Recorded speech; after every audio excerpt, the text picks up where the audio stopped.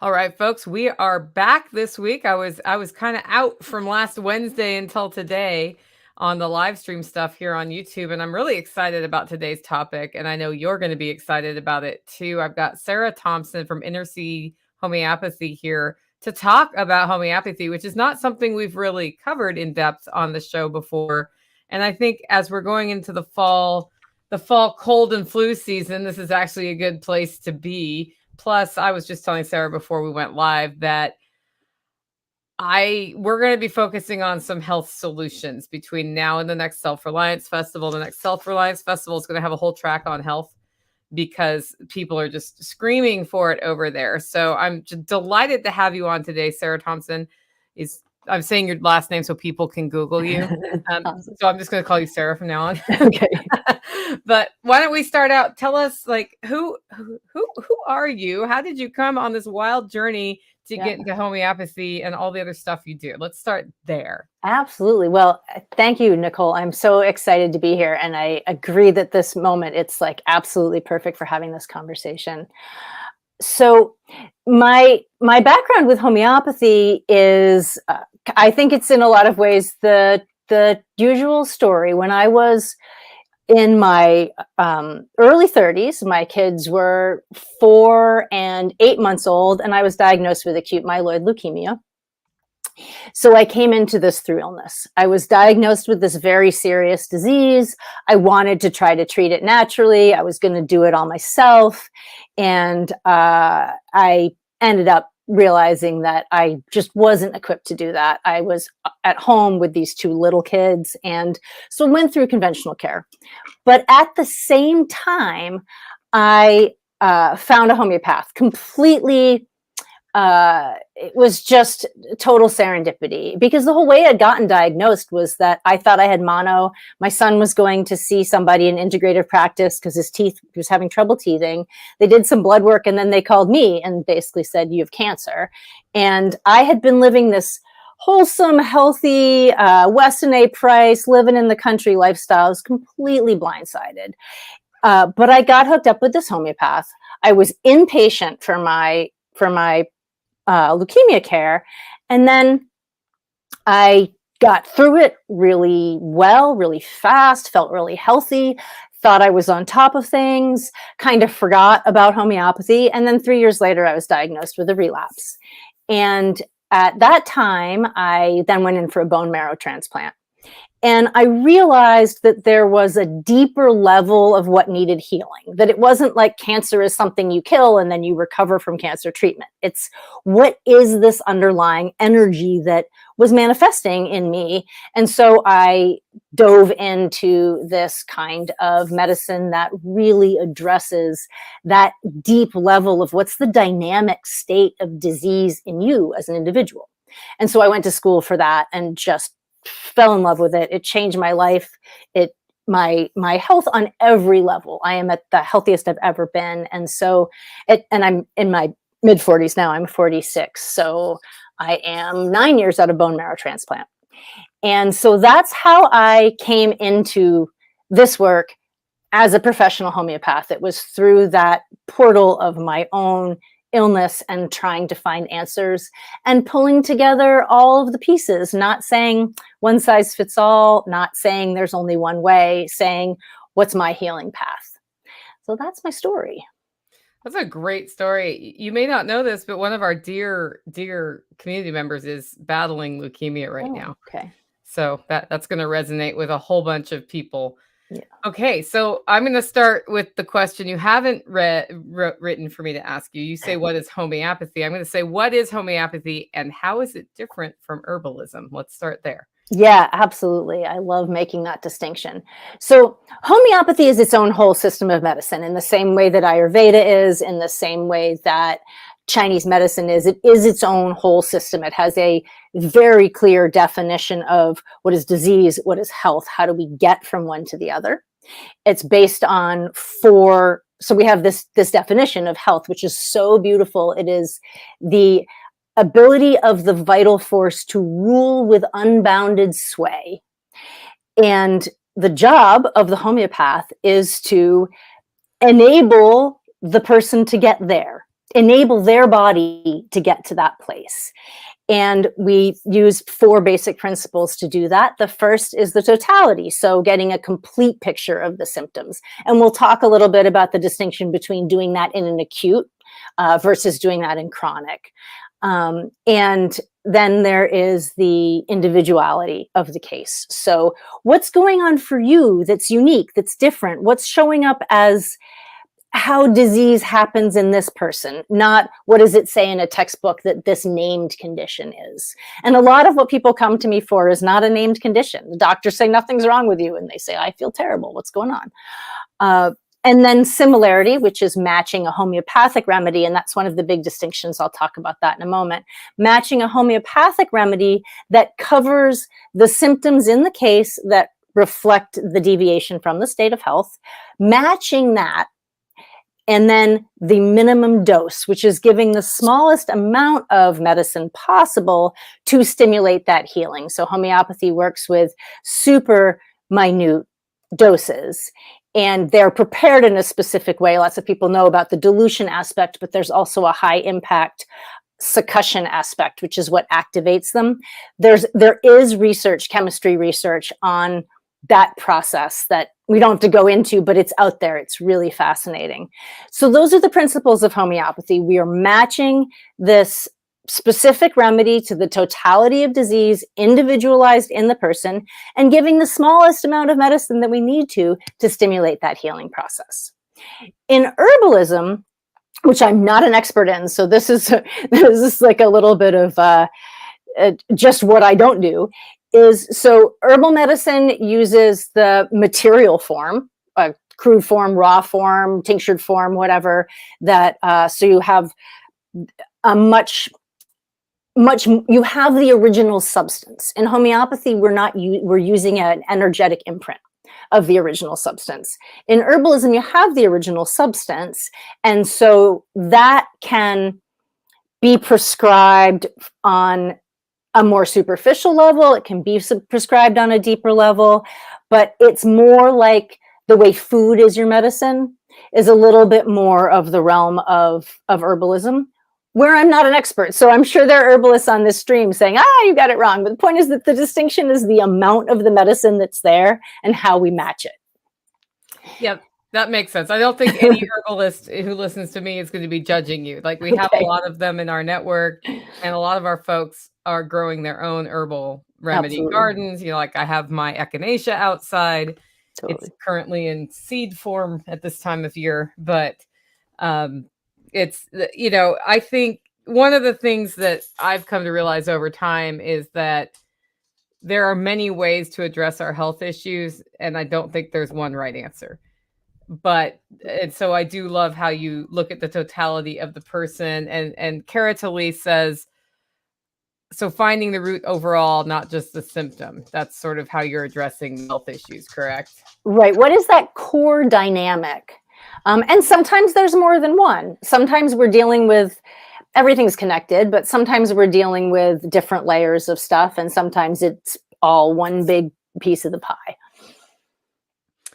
So what do you find homeopathy to be most useful for? Yeah. So homeopathy has a lot of applications in both acute and chronic. In acute, and this is where acute applications, so that's anything that is typically under 2 weeks old, and strictly speaking, you're either going to recover from it or it's going to kill you. So that can be everything as minor as a bee sting to as serious as a heart attack. All those things are acute, the urgent, emergent. And that is a realm of homeopathy where people can really learn to do it themselves, to have a home kit, to have their resources, have their library, consult with their homeopath, get desktop guides, all the different ways to do that at home. So tremendous application there, kids, illness, injury, all that stuff, all the way up to heart attacks and anaphylaxis. Even when you need emergency care, having that remedy on hand until you can get to the EMT can buy you a lot of time. And then in terms of chronics, homeopathy is beautiful for complex and chronic disease states. where there is the ability to have some control and flexibility over the environment, to make some modifications in lifestyle, in environment. It's homeopathy alone is not going to turn over the situation of I'm living in toxic exposure all the time and I feel horrible.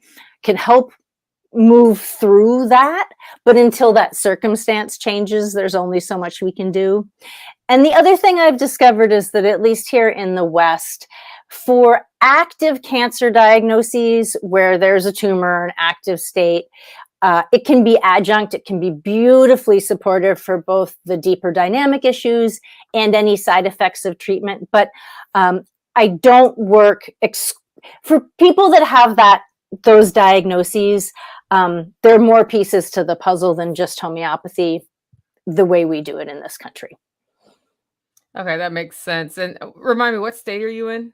I live in Maine. Okay. But I am remote and I'm everywhere. Right. Because are you a doctor? No, I'm not a physician. So it's funny because when I was in college, I rented the apartment over the garage of a doctor who was a homeopathic doctor. Mm-hmm. And there was not, at that time, because I'm old as dirt, there was not a way to practice without also being a doctor. So how has that changed? How is that opened up? Right. Well, it's still true in some places. Mm-hmm. And one of the things that is not unique to Maine, but Maine is one of the few states that has a safe harbor health freedom umbrella, which is actually a piece of legislation that I helped get passed that covers practitioners who are doing work that is both unlicensable and generally regarded as safe, to not be accused of practicing medicine without a license, because that's where people get in trouble. That's where the medical associations will say, you're treating disease, you're practicing medicine. And that's not what we say that we do. We support the body to heal. And so it really is state by state. But in most states, you can be a lay practitioner. We have industry-wide certifications, both national and international. So you can use those to vet people. But in most states, you do not have to be a physician. Although originally, the first homeopaths were all physicians. That's where homeopathy came from. But now I think for the most part, that's not as true. In the US, in Europe, and in India, a lot more of them are physicians. That makes sense. So how does homeopathy work within the context of the state of today's medical system? Because I think a lot of why people are interested in health is they're seeing how broken most of our tradition, or our Western, I don't know what to call it, Western medical system is. It's been getting more and more broken my whole life. So absolutely. Well, in a lot of ways, I have never approached it in an adversarial way. I am happy to talk to doctors. I know doctors who will say, certainly off, if not on the record, that they know there's something to it. They don't understand it, but they're happy to have their patients use it, and others who are completely hostile. And that's okay.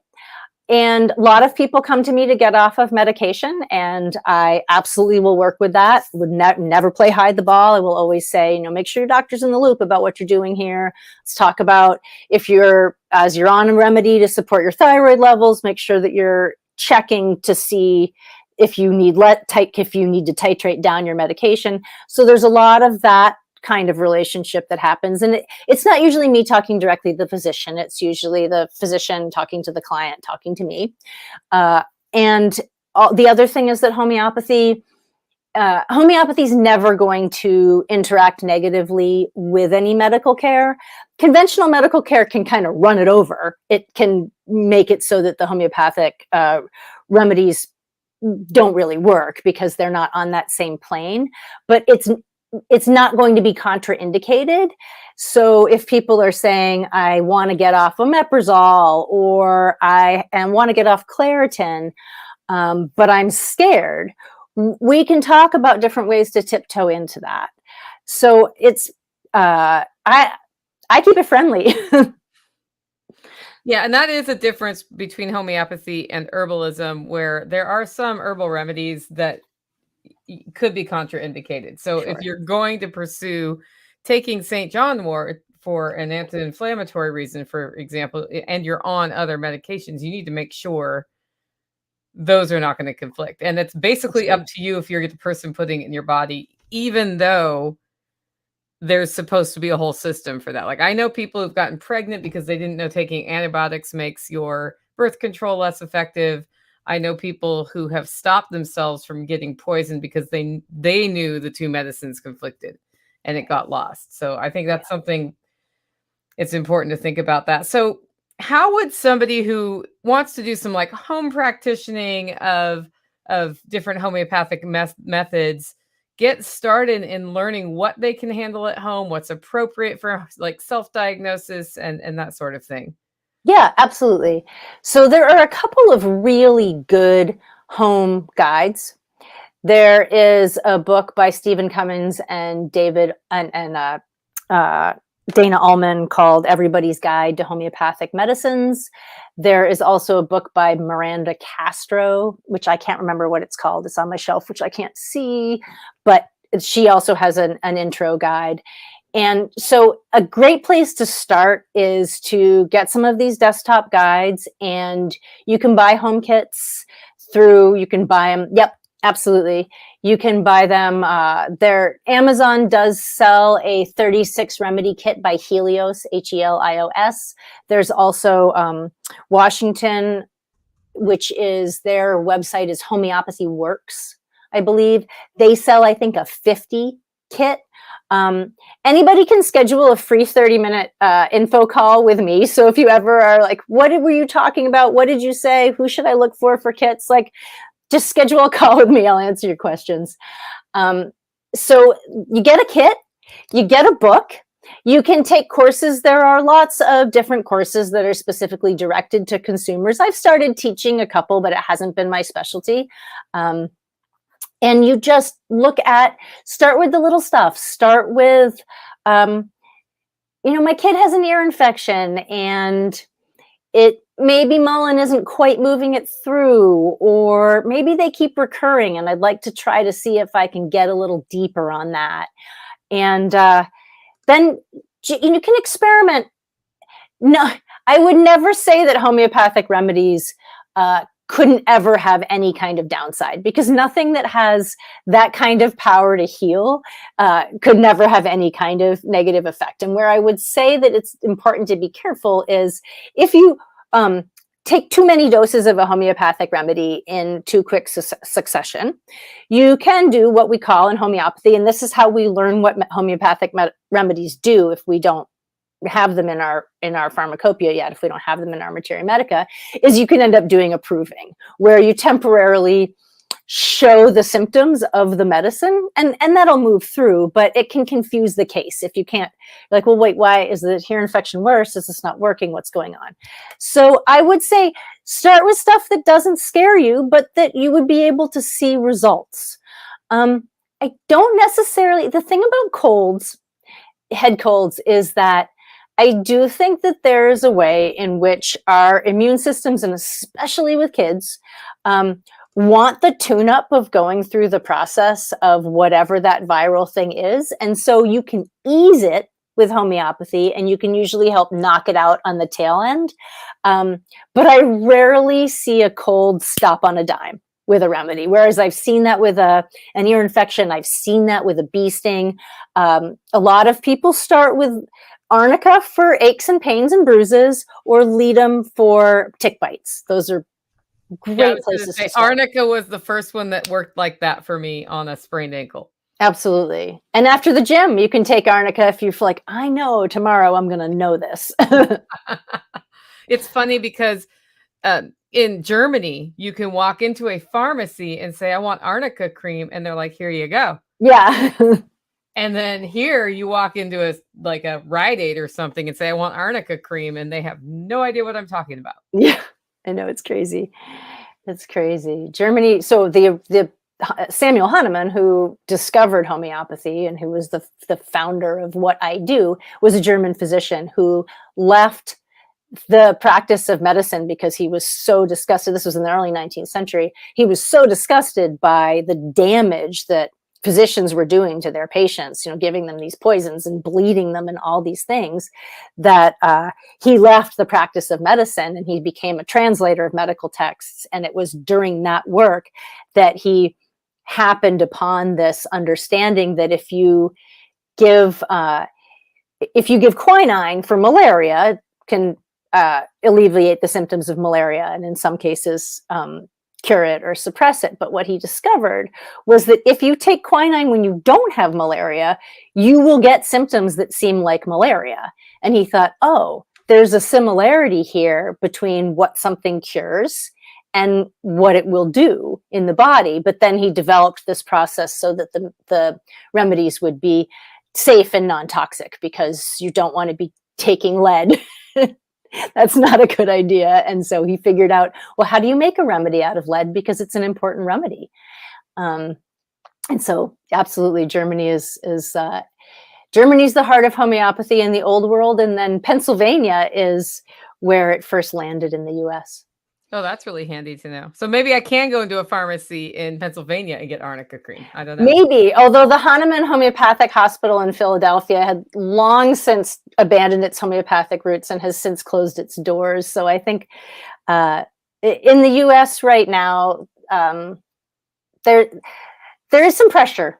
There's some stuff happening at the FDA that's a little bit disconcerting in terms of making it difficult to get remedies, making it difficult to talk about homeopathy without having people say, no, the pharmaceutical companies are the gods of this realm and nobody else gets a voice. I find that really interesting. So we're talking about ways we were damaging people 100 years ago through bloodletting. And I wonder what we're doing now, that 100 years from now, they're going to be like, I can't believe those people did this in the medical system. You know what I mean? I think a lot of it will be around cancer treatments. That's just my theory right now. Yeah. And what happens in children's health. Yep. Exactly. Okay. What do you mean by the arc of healing, which you haven't brought up yet, but you're going to bring it up now, navigating your health journey? Yes, right. So this is where we get into the realm of chronics. And the reason I wanted to talk about this is because there is a distinction. When something is really a bee sting, it's really an acute, the level in the body that's on is fairly superficial. And there's no deep layer that you have to get to. Can release that pretty easily. But when we start to get into the thorny stuff, the old stuff, or the stuff that has been building because of suppression, which, as someone who's been through conventional cancer treatment in as intense a way as you can do it, I know all about what it's like to be in a place where you feel like you need suppression because you have to buy the vital force some time. But then then there's the fixing of that damage and what's downstream. So we get into these complex, kind of hoary, gnarly situations with health, and it shows up on the mental, the emotional, the spiritual plane, the physical plane, everywhere.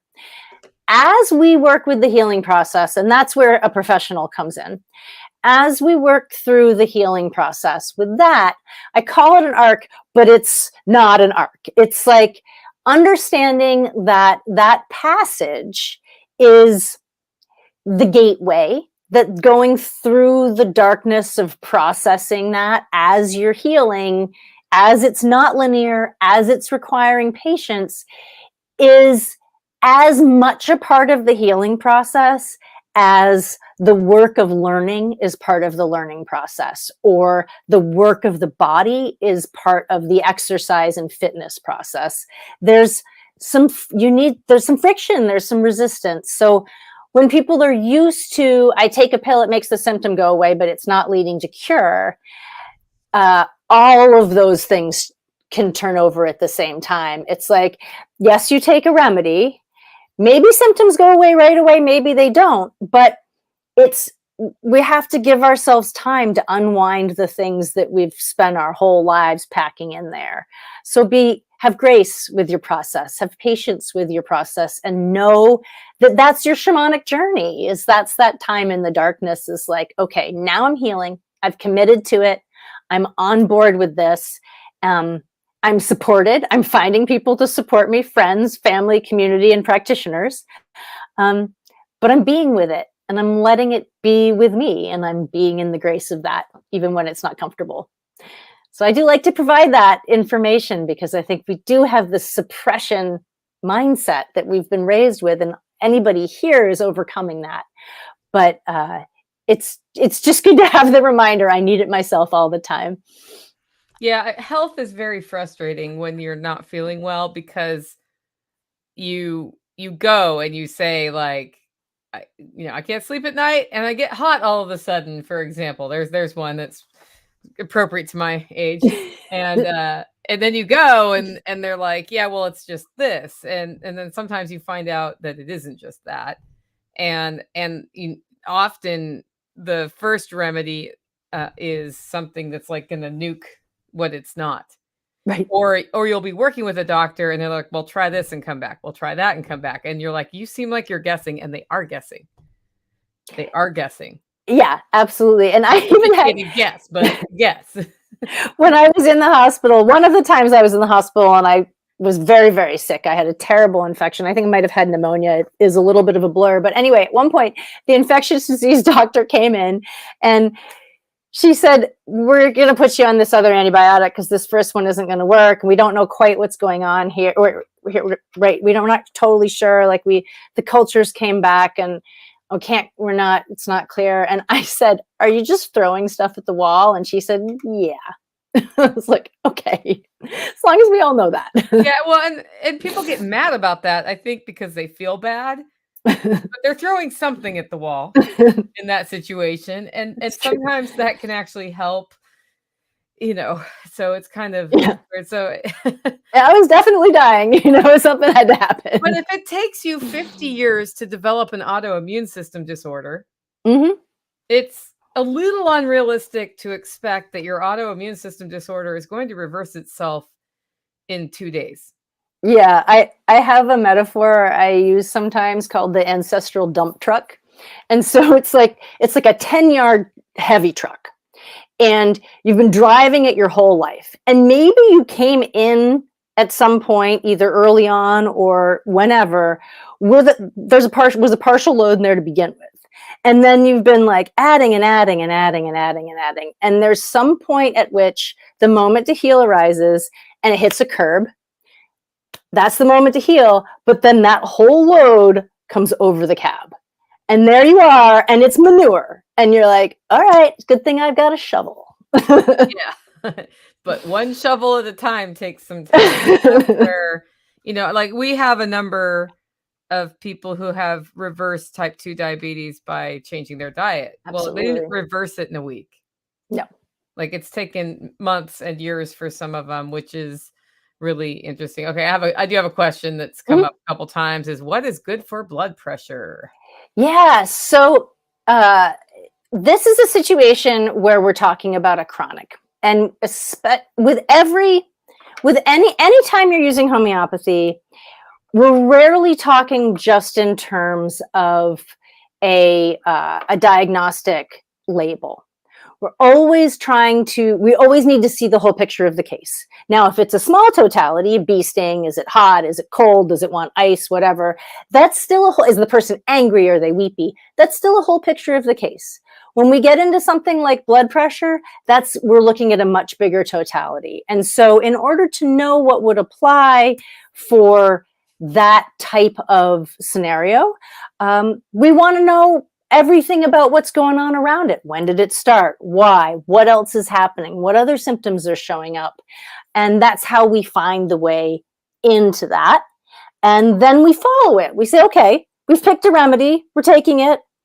Now what's happening? Is this working? What's happening downstream? Do we want to change course? Do we want to increase dosage, reduce dosage? It's a dynamic process even once we choose a remedy. And I don't bat 1,000, but it's also a question of ladder of cure. Sometimes we start somewhere and that gets us this far. And then we have to do something else and that gets us this far. So there's no simple answer to that question. I wish there were. I could just ship that and be a millionaire. I don't have it. Right. And I think with an interesting thing about blood pressure is at what time when it's defined at high is it a problem? Like my Yeah. grandfather had high blood pressure into till he was 92 and a half and died and took no medicine for it. And the doctors kept saying, got to deal with your cholesterol, got to deal with your blood pressure. And he's like, yep, yep, yep, yep, but that'll give me Oh, cancer. So no. And that wasn't the thing that killed him. yeah. That wasn't the thing that killed him. So it's, I don't have advice on that. I'm just like sometimes we need to question the definitions of where things are because they're going based Yeah. on averages and no, not a single one of us is average, but we're all involved in developing the average. And that's Yeah. the other weird part of just treating people. Well, and the other thing is that because the way conventional medicines work is suppressive, so they go in and say, all right, we're going to cut this symptom off the knees, we're going to cut this symptom off the knees. And even when it is at a deeper level, it's still looking at how do we suppress this symptom. As things get pushed deeper in the body, they don't go away. And the extent to which some of the dysfunction that shows up on the mental and emotional plane for people later in life after a lot of medication, the extent to which that might be connected to medication is something that's interesting to me and of concern, because I see that a lot of elderly people, and my parents are now in their 70s, and I already have friends who are caring for aging parents who are not well, is that the ways that they are not well are these dementias, and their bodies are managed with medications, but they're so they can keep living physically, but there's so much that's happening on the mental and emotional and spiritual plane that's scary and out of control, and that there isn't effective treatment for. And it makes me wonder, how do these pieces of the puzzle fit together? Yeah, And I don't know. psychologically, I mean, it has to have a negative impact to be depressed all the time on your body. Yeah. It just has to, and that's not something that we usually address. And in homeopathy, we do. The physical symptom is just part of it. Every disease state has mental and emotional symptoms. Every disease state shows up on all those planes, just like illnesses show up on all those planes. I know that my experience with both COVID and shingles were that those disease states, such as they were, had very clear emotional states that went with them.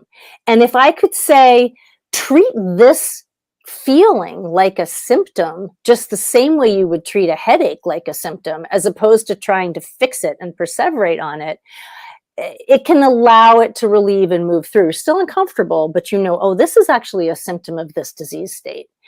And that is just not addressed at all when it comes to conventional care for those kinds of illnesses. That's really funny because I get shingles as a result of overcommitment every time I grossly overcommit myself. Hmm. And it's like, oh, there's that rash again. Oh, yeah.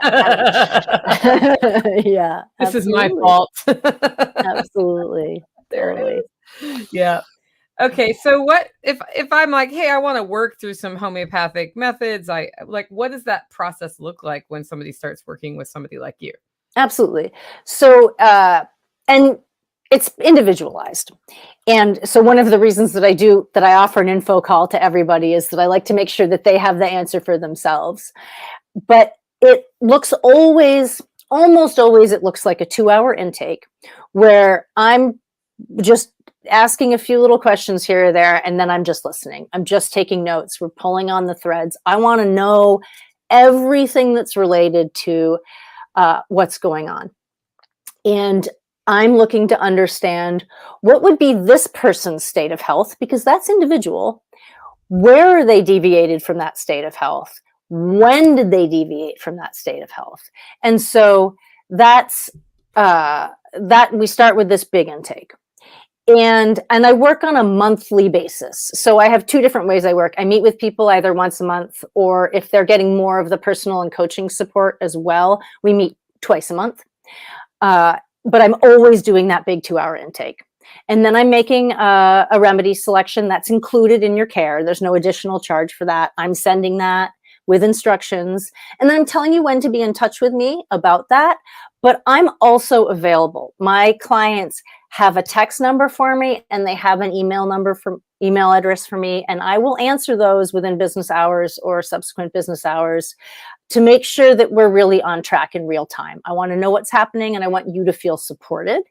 And then usually we start for a chronic with 3 months where we're doing 1-hour follow-ups plus all this contact time, making adjustments where necessary. And then we take it from there.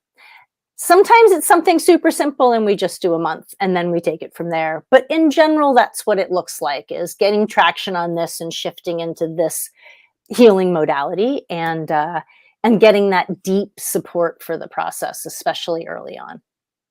That sounds a lot less frustrating than waiting 6 months for a specialist appointment. Yeah, I'm very accessible. That's really important to me because I do think that that's, especially these days, I think that getting the consult, even with other kinds of holistic care, just getting the consult and whatever the prescription or protocol or whatever it is, without the support for what is unfolding in the healing process. Healing is deeply spiritual. And without the support for what's unfolding in the healing process, it can be disorienting. And I want people to get the best results as fast as possible. And not to need me at that level of intensity. It's definitely my goal to have people be where they don't need a remedy anymore, and they're checking in with me when something new arises or because they want to work on some deeper stuff. But there's never an idea that you meet me a monthly forever. That's not how I work. I want you to be in your highest state of healing. Yeah, we had Joel Salatin from Polyface Farms speaking at Self-Reliance Festival last weekend. And he's a strong believer in exposing himself to things so he has a strong immune system. And so he'll every so often he just drinks out of the cow trough while the cows are drinking out of it. And he said there was a health summit at Polyface, and they said, I guess we need to add drinking out of the cow trough to one of our preventative methods. Yeah, was that pound of dirt? Yeah. A pound of dirt before you die, right? Yeah. And the free range kids, that's nothing. People are like, could your kids wash their hands before dinner? And my kids are 17 and 14 or 13 and a half. So now they do, but I can't promise that when they were little, they always did. Yeah, totally true. Okay, we have another specific question that probably does not have a single answer.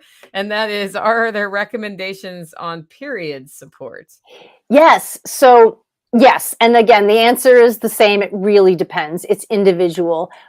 But at the same time, you can look at these home guides and play around with, do you have some symptoms that are showing up that are pretty superficial? Like, are you getting cramps every month? And there's nothing deeply wrong, but the cramps are a little bit uncomfortable. You don't feel like you need to work with a professional on it. The other tool that I love for home support, especially for things that are natural processes that occur, teething, puberty, menstruation, are the cell salts, which are related. You can buy them on Amazon. The most common brand is the Highlands, and there's the combination, which is called Bioplasma, and then there are 12 individual ones. There's a really good guide called the Healing Echo that is a great handbook for using these cell salts. They can just be taken as directed, and there's one, Mag Phos, which I believe is number 8, that it's a soft, it's dissolving tablet, very supportive for menstrual cramps. It's a great support for anything where there is a desire for heat and pressure to ameliorate, where it feels like it's in the muscle. So if I don't have any information and somebody just says to me at a cocktail party, my periods are kind of tiresome, is there anything that you would almost always say this is safe and you could try it? I would say the Magnesium Phos 6X cell salt, which is number 8, and that's available on Amazon. Okay, cool. So there was an answer for you. There's kind of an answer to that. I'm always happy to do that if I can. Yeah, there's like these complaints that we have in our life that always come up. So what kind of how do people work with you specifically, Mhm. and like how do they find you? Yeah. Yeah. So they find me, one of the ways you can find me is through my website, which is innerseahomeopathy.com, which is one of those words you have to look at twice. But I think it'll be in the show notes. But that's Innersea Homeopathy, That O, HOMEOPATHY. that second O gets you every time because it's Yeah. not an A. No, it's not an A. And so that's where you can find the link to my free info call and to learn about my different programs, to learn about the monthly program, to learn about the personal development and homeopathy program, all of that together. That's a great way to find me. There is also, for listeners to this podcast, if you go to that website and then do a /TN, you will find an opportunity to get a little free guide that is also going to add you to my email list, which is my Substack, which is my writing. It is not, for the most part, a marketing platform, except that there's a little call to action at the bottom of every post. And if I'm teaching a class, I'll let you know. But that is also where I write all the essays that are part of my overall healing journey, which is part of the overall program and the book that I'm working on that somewhere of these days is going to get written. So, but you get that free guide, which is, it talks about a couple of things that you can do at home and kind of how to think through dosing and acute. And then I'm on Instagram as Big Homeopathy, and I am on Facebook and LinkedIn as Innersea Homeopathy. So I'm pretty available. I'm pretty out there. I've tried to make myself as visible as possible, and I'm real. I'm really out there. My Instagram is sometimes homeopathy and sometimes like me with foster kittens and bad hair. It's, you never know. I put a picture of myself up with really bad hair today because I roasted coffee this morning and shipped it, and the tower of boxes was as tall as I was. So I looked frazzled. Yeah. And I was like, look, all of these orders went out. So, Yay. It's a win. It's a that's win. what I look like after that. Yeah, absolutely. Absolutely. And I love that. I want that authenticity. I want, I was listening to your podcast recently about community, and I was thinking about community and about how when I was first going into business for myself, I got a lot of advice about how to market my business. And I tried those things and they didn't land, and it didn't feel good because I always felt like I was out there marketing. And when I shifted into, it wasn't even shifting a mentality about my business. It was really just giving it up and surrendering and saying, you know what, whatever my wiring is, it isn't in the direction of successful marketing. So let's see what else I can do with my energy. I realized that what I really wanted, and especially because this was, early in COVID, everything changed and I had a lot of time at home, that I really just wanted to be a member of communities where I'm interested in being. And then when people need stuff that I can offer, I'm there as a resource. If they want to hire me, I'm there as a resource. If I have parking lot advice, I'm there as a resource. And so that's just thinking about that way of being in the world. We're creating this virtually. Things have shifted and now we're virtual, but it shouldn't change the fact that it's still a main street. And so I really like being in that main street mentality.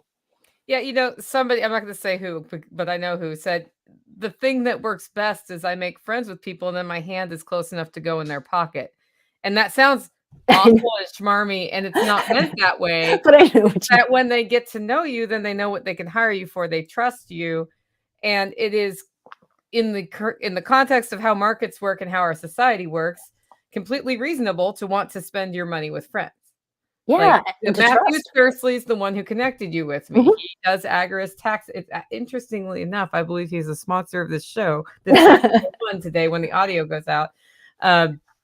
But he, if I'm going to go to somebody for structural advice on my business, I'm going to go to him, even if there are other options, because he's in the community and I trust him. And that's just the way it is.